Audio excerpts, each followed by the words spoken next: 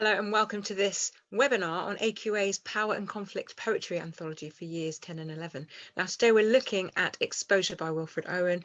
We're looking at the poetic form and structure and how that links with key ideas. We're looking at imagery and language, and we're also thinking about the poem's context.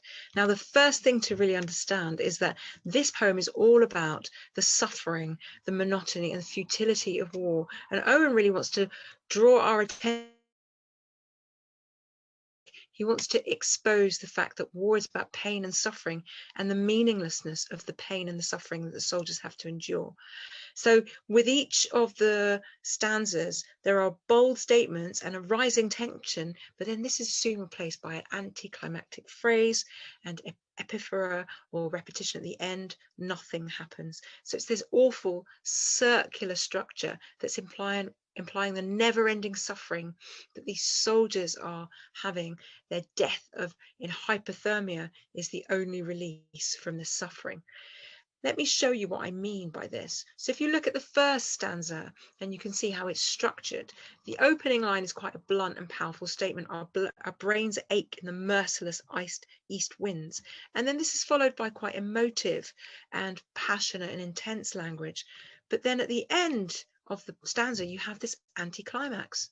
But nothing happened. And this structure is repeated in the 8 stanzas. We can see this emotional roller coaster that the soldiers are experiencing, and but nothing happens. Epiphora is repeated 4 times out of the 8. If you look at the rhyme scheme as well, the ABBAC,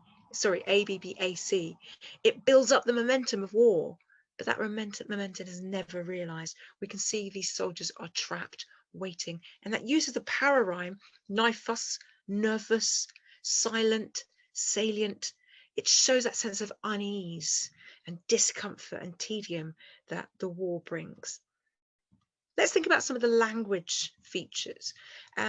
Well, mainly the language is used to show the brutality of war because the weather and the conditions are the main enemy. You have highly emotive exaggeration and personification. We watch the mad gusts tugging in the wind, like twitching agonies of men among brambles.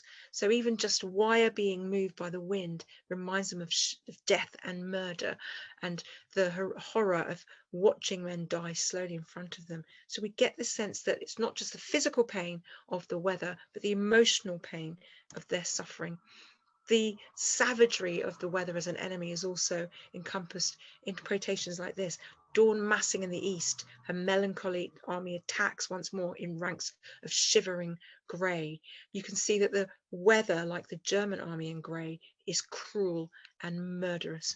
And also we have the sense of this cutting of the silence. Although the dawn is silent, the silence is sliced through, and the sibilants, sudden successive flights of bullets, shriek the silence, is giving that sense of panic.